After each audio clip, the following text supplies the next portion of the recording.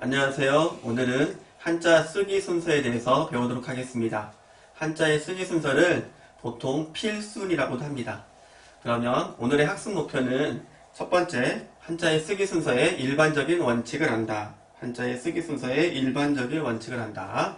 두 번째, 한자를 순서에 맞게 바르게 쓴다. 한자를 순서에 맞게 바르게 쓴다입니다. 그러면 지금부터 한자의 쓰기 순서에 대해서 알아보도록 하겠습니다. 한자를 바르게 쓰려면 한자를 이루는 점과 획을 순서에 맞게 쓰고 글자의 모양과 글자의 중심 등을 고려하여 글자의 구성 형태에 맞게 써야 합니다. 여기서 주의할 점은 한자가 만들어지고 발전하면서 주된 필기도구는 붓이었습니다. 바로 붓이었습니다. 이 붓은 어떤 특징을 가지고 있을까요? 한번 알아보도록 하겠습니다. 붓은 어떤 특징이 있을까요? 한번 붓을 직접 보지 못하지만 화면에서 한번 보도록 하겠습니다. 화면에서 지금 보시면 어떤 특징을 가지고 있는지 보도록 하겠습니다. 바로 두께를 조절할 수 있습니다. 두께 조절. 두께를 조절할 수 있는 기능을 가지고 있습니다. 그렇기 때문에 오늘날의 한자를 보면 굵고 가늘고 한 모습을 볼 수 있습니다. 예를 들어 보면 한일자 같아도 이렇게 쓰죠. 그 다음에 열십자가 되면 이렇게 해서 굵고 가는 모양을 가질 수 있습니다. 그러므로 한자의 모양도 붓으로 쓰기에 좋게 만들어졌어요. 현재는 많은 필기도구가 나와서 붓으로 쓰는 경우는 드뭅니다. 하지만 어떤 필기도구를 가지고 쓰더라도 한자의 자형대로 균형이 잡히고 맵시 있게 쓰기 위해서는 붓으로 쓰는 것과 같은 필수로 쓰는 것이 가장 좋습니다. 다시 말하지만 한자를 균형이 잡히고 맵시 있게 쓰기 위해서는 붓으로 쓰는 것 같은 필수로 쓰는 것이 가장 좋습니다. 그러면 지금부터 한자 쓰기 순서 10가지에 대해서 알아보도록 하겠습니다. 자, 지금부터 첫 번째 원리를 보도록 하겠습니다. 한일자를 볼까요? 한일자는 왼쪽에서 오른쪽으로 그을까요? 오른쪽에서 왼쪽으로 그을까요? 지금 긋는 모습을 보니까 답이 보이죠? 예, 당연히 왼쪽에서 오른쪽으로 긋는 게 맞습니다. 오른쪽에서 왼쪽으로 긋는 건 틀리겠죠? 그럼 왜 우리는 왼쪽에서 오른쪽으로 긋는지 한번 생각해 본 적이 있으십니까? 왜 왼쪽에서 오른쪽으로 그을까요? 왜 우리는 아무 생각 없이 왼쪽에서 오른쪽으로 긋고 있어요? 왜 그럴까요? 생각해 본 적이 있습니까?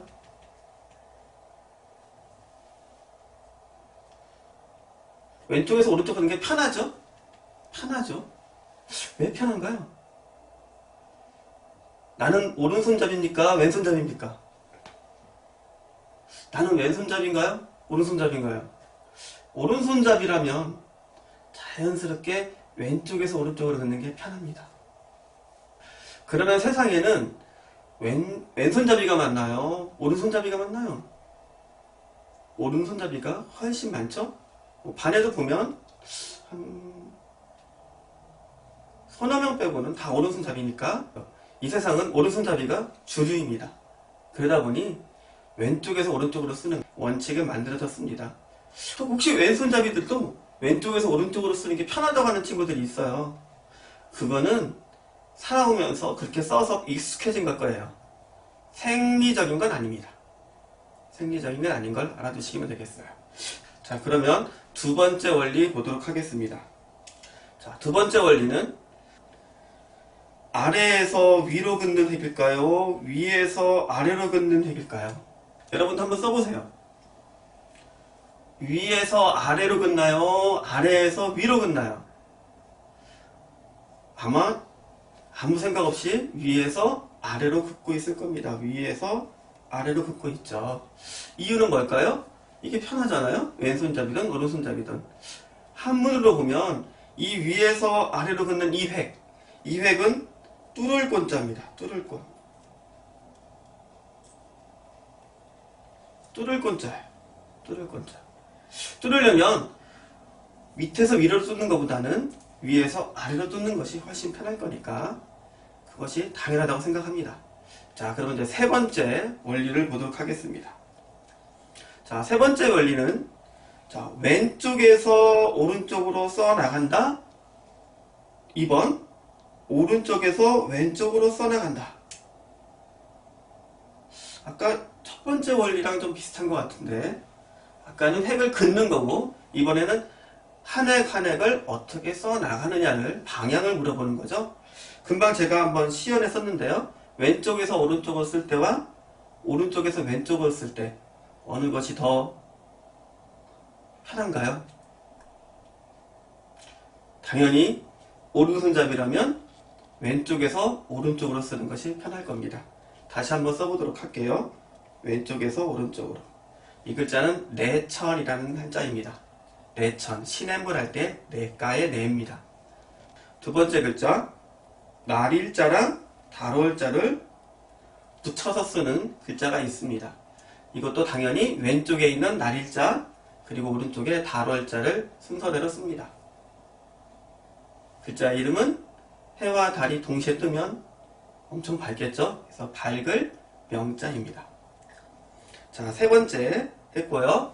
자, 네 번째로 가겠습니다. 자, 네 번째 글자 석삼자가 나오네요. 석삼자. 그럼 이 석삼자는 아래에서 위로 써 나갈까요? 위에서 아래로 써 나갈까요?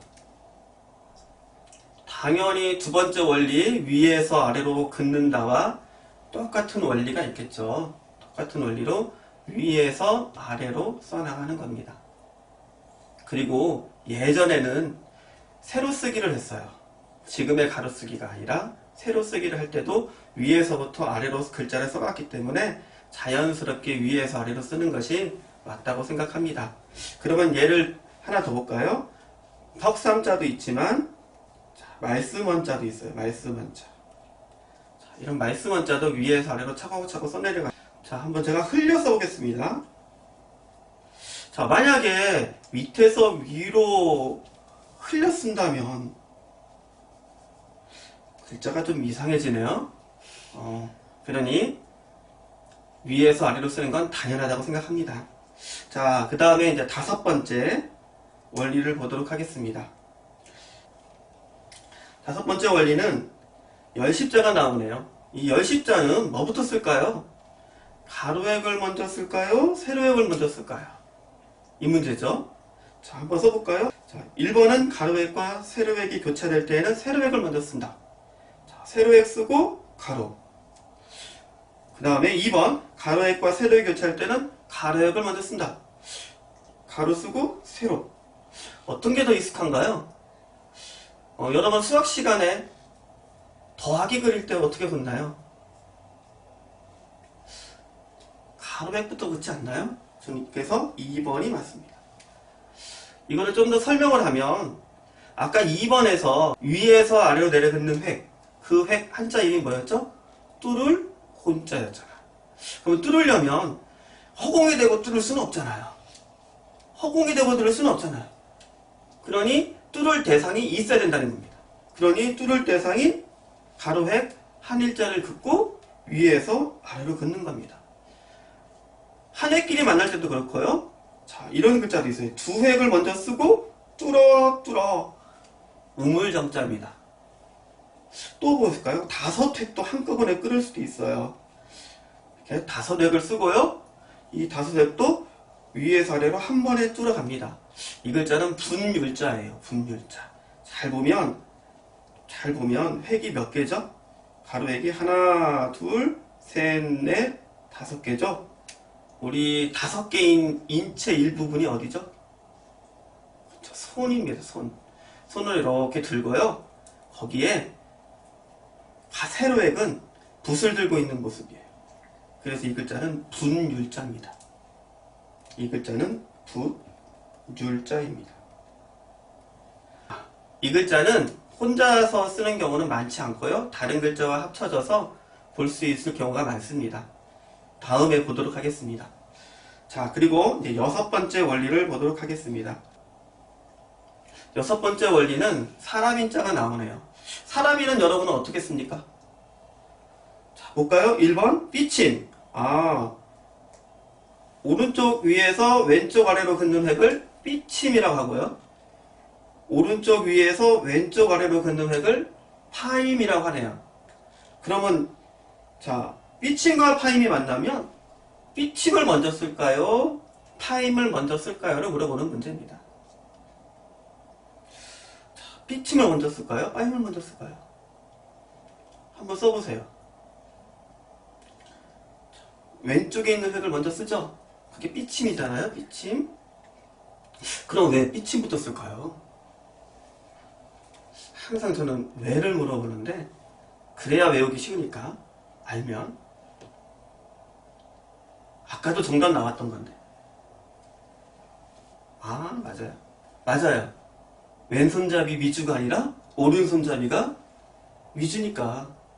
오른손잡이는 오른손을 들고 획을 그으려면 자연스럽게 삐침으로 그어지는 게 편해요.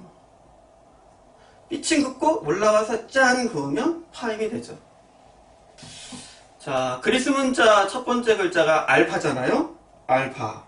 알파도 보면 삐침부터 그어서 파임으로 가고 있습니다. 오른손잡이들은 왼쪽에서 오른쪽으로 그는 것이 편하고 또 사선을 그을 때는 오른쪽 위에서 왼쪽 아래로 긋는 삐침부터 긋는 것이 편하기 때문에 그렇습니다. 자, 그럼 글자. 자, 첫 번째 글자가 사람, 인자가 있고요. 하나 더 예를 들면 아버지 부자도 있어요. 삐침, 파임, 삐침, 파임. 아버지 부자도 있고요. 삐침과 파임이 만나는 한자를 또 두 가지 더 있습니다.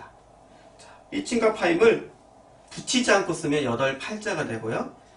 삐침과 파임이 만나는데 아까 사람 인자하고 반대 모양으로 겹치면 들입, 들어갈 입자가 되기도 합니다. 자, 그러면 7번째 원리를 보도록 하겠습니다. 자, 7번째 원리를 보니 작을 소자가 나오네요. 작을 소자는 좌우의 모양이 맞선다고 되어 있거든요. 이때는 왼쪽부터 쓸까요? 가운데부터 써갈까요? 오른쪽부터 써나갈까요? 잘 보시면 좌우의 모양이 맞선다라고 얘기했으니 좌우의 모양이 맞선다는 건 모양이 비슷하다, 대칭이다 라는 거죠. 그럼 대칭이 되게 하려면 어느 획부터 쓰는 게 좋을까요? 어느 획부터 쓰는 게 좋을까요? 한번 볼까요? 자, 이런 거죠. 자, 3등분이 되어 있는 거죠. 3등분이 되어 있는 거. 여기에서 가운데 획을 먼저 쓴다면 중심을 딱 잡아주지 않을까요? 그래서 가운데부터 먼저 씁니다. 그 다음은 어느 쪽 쓸까요? 당연히 왼쪽, 오른쪽. 그래서 중심을 잡아주기 위해서 작을 소자 같은 경우에 좌우의 모양이 맞설 때에는 가운데 획을 먼저 씁니다. 자, 이런 글자들 몇 가지 더 볼까요? 물수도 있어요.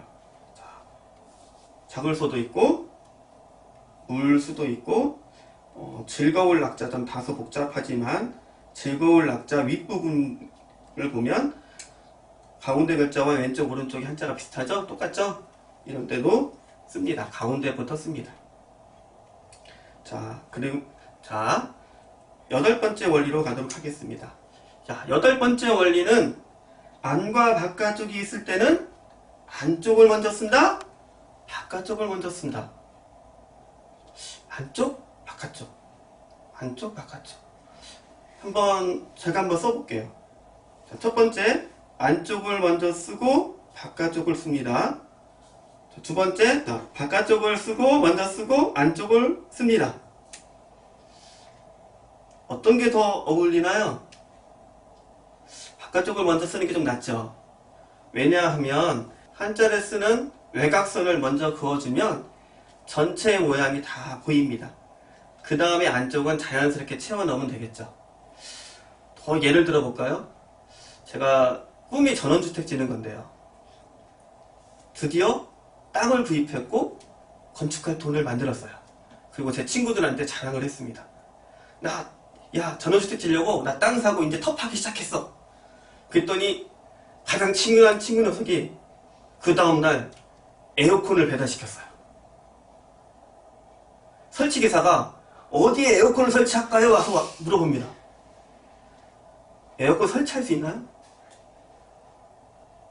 안 되잖아요. 집을 짓고 그 안에 에어컨을 채워놔야겠죠. 자, 이 글자 다시 써보겠습니다. 쓸 용자입니다. 자, 또 하나 볼까요? 넉사자도 있죠.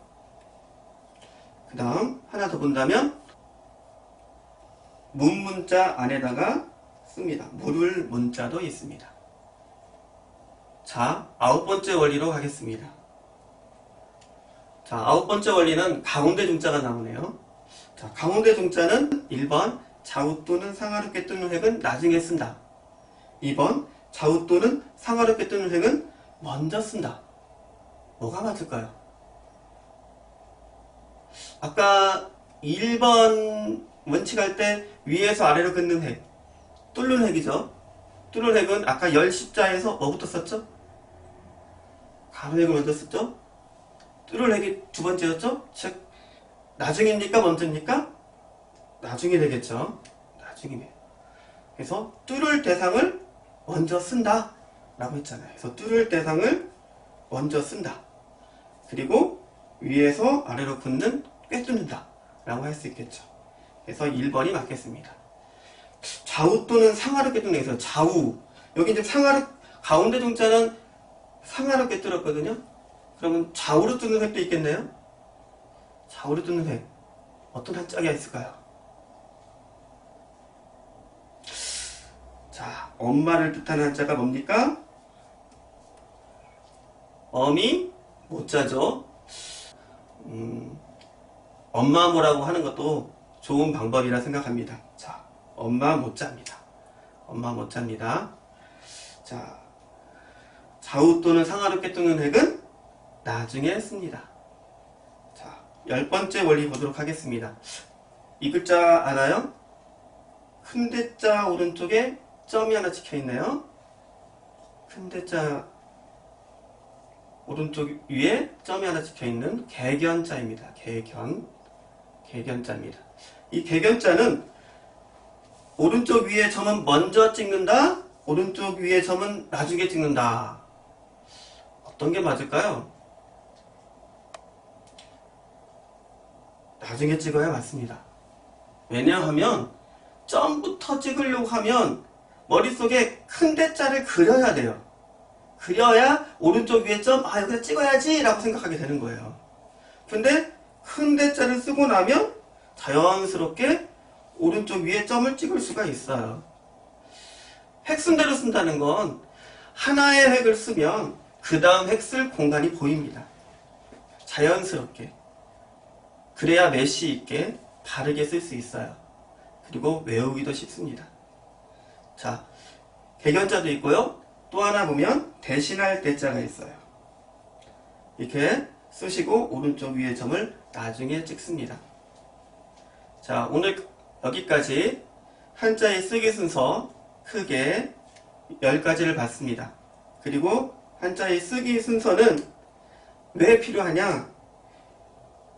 그 한자의 자형대로 균형이 잡히고, 한자의 자형대로 균형이 잡히고 맵시 있게 쓰기 위해서 붓으로 쓰는 것 같은 필순으로 쓰는 것이 가장 좋다는 겁니다. 그러기 위해서는 붓으로 쓰는 것, 무슨 특징이? 바로 두께를 조절할 수 있었죠. 그 다음 쓰기 순서 첫 번째, 왼쪽에서 오른쪽으로 넣는다. 왜? 오른손잡이들이 많아서. 두 번째, 위에서 아래로 긋는다. 위에서 아래로 긋는 이 획이 뭐였죠? 뚫을 본자였죠. 세 번째, 왼쪽에서 오른쪽으로 써나간다. 내천자, 밝을 명자. 오른손잡이들이 많으니까. 네 번째, 위에서 아래로 써내려간다. 위에서 아래로 써내려간다. 옛날엔 세로 쓰기를 했기 때문에 더 그렇습니다. 다섯 번째, 열십자같이 가로획과 세로획이 교체할 때는 가로획을 먼저 쓴다. 가로획을 먼저 쓴다. 여섯 번째, 삐침과 파임이 만날 때, 삐침과 파임이 만날 때는 바로 삐침을 먼저 쓴다. 이것도 당연히 오른손잡이들이 많아서 7번째, 좌우의 모양이 맞설 때에는 이 말은 좌우의 모양이 대칭이 된다는 거죠. 이런 때는 중심인 가운데 획을 먼저 쓰고 왼쪽, 오른쪽을 씁니다. 적을 소자, 물 소자, 즐거울 낙자입니다. 자, 8번째, 안과 바깥쪽에 있을 때는 바깥쪽을 먼저 쓴다. 전체적인 외곽을 그어 놓으면 안쪽은 채워 넣을 수 있다. 9번째, 좌우 또는 상하롭게 뜨는 획은 나중에 쓴다. 나중에 쓴다. 꿰뚫어야 되니까 꿰뚫 대상을 먼저 쓴다 라는 겁니다. 가운데 중 어미모 아닌 엄마 오. 마지막 10번째, 오른쪽 위의 점은 나중에 쓴다. 나중에 쓰면 큰 대자 쓰면 자연스럽게 점 찍을 위치가 보이니까. 백연자 대신할 대자죠. 여기까지 한자의 쓰기 순서에 대해서 배웠습니다. 다음 시간에 뵙도록 하겠습니다. 감사합니다.